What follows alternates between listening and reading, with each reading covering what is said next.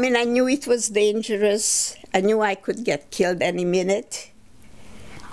But I didn't think I will. Which is, you know, when I think back, but I was, when it was the worst year, I was 11. So I was half realizing what was going on, and most of it I really had no idea. I guess that's human nature. You think that it can be as bad as it sounds. So I don't know. It's people who are told to move out of their place because the hurricane is coming or the flooding. And some people don't believe it and they stay there. So it's just one of those things that we do as human beings. We try to think of the best. Neutral countries that had diplomats in Hungary, like Switzerland and Sweden, and they gave out protective papers. And my mother was able to get one, sent it to my dad, and it actually took him out of the train. He was already in the train to be deported, and this paper saved him. Now, not all the people were saved by the paper, because not all the Nazis accepted it as fact, but we were fortunate that my father was able to get out of the train, and by that time they had a ghetto in Budapest, and so he went there, and that's where he stayed for the rest of the time and before we got liberated. We had papers that we belonged in this factory and all that.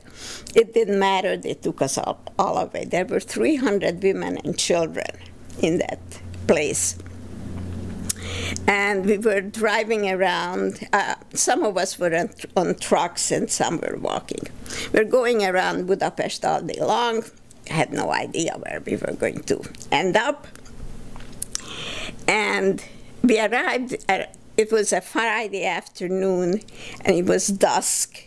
Maybe around 5 o'clock, we arrived in this very busy marketplace. And the Nazis said, we're going to stop here. The trucks will stop and everybody will stop. But nobody should get out of line or get off the trucks. My mother and I were on the truck. And as it stopped, my mother jumped off. She winked at me. I jumped after her, and we walked away. We had a housekeeper who had to leave because she was not Jewish, and non-Jews could not work for Jews. So she had to get her own apartment. And she had a daughter my age, so we knew where she lived. And we went there to ask if we could come in for a couple of days till my mother figures out where we're going to go. So that she said, yes, come on in, and we never left. We hid there. When her sister came to visit, we would hide, depending on where we were, in a small closet in the kitchen or under the beds. And that's how we survived until the Russians came in and liberated us. Maybe the one time when we already wore the yellow star, and we still had our housekeeper were still living with us. My mother asked her to take me shopping to buy shoes, which we have done in the past. And we went on the streetcar, and it was very busy. It was full. She found one seat to sit down, and she told me to sit in her lap, which we have done in the past also. And the woman that was next to her bawled her out for putting a Jewish child on her lap. And that kind of opened my eyes. But what happened to me in the last month, that all of a sudden I can't even sit in her lap. And that kind of, I think that made me realize that this is real.